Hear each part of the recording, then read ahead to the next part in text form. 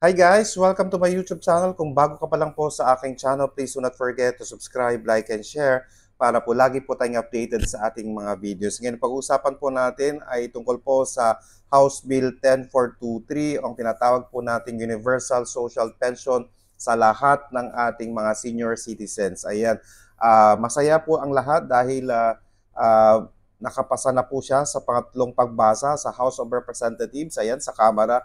Hinihintay na lang po nating aprobahan ito at maging batas.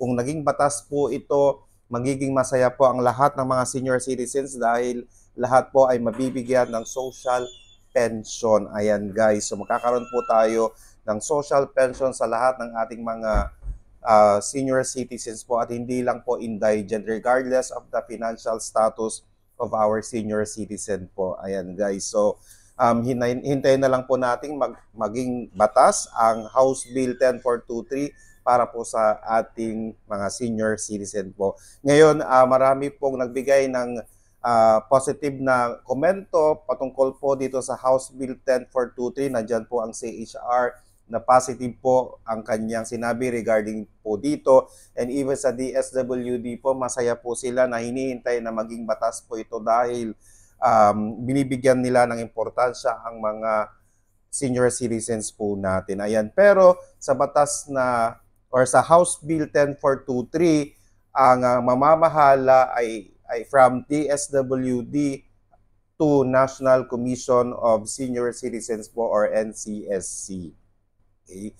So sila na po ang mamamahala kung maaprobahan po at maging batas ang House Bill 10423 or ang Universal Social Pension for all senior citizens po. Ayan. So magiging happy po tayo lahat dahil hindi na po indigent lang ang bibigyan kundi lahat na po ng senior citizen po. Magkano pang ibibigay?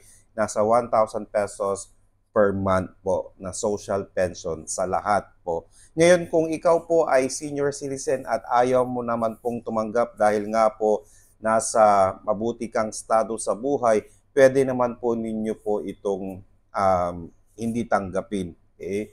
I-inform lang po ang National Commission of Senior Citizens po, ayan, or NCSE, bakit hindi nyo po gustong tanggapin or ibigay na lang po sa iba na mas nangangailangan po. Okay? Sana po ipagdasal po natin guys na maging batas po ang House Bill 10423 para lahat po ng mga more than 12 million po na senior citizens po natin ay magiging masaya sa susunod na taon.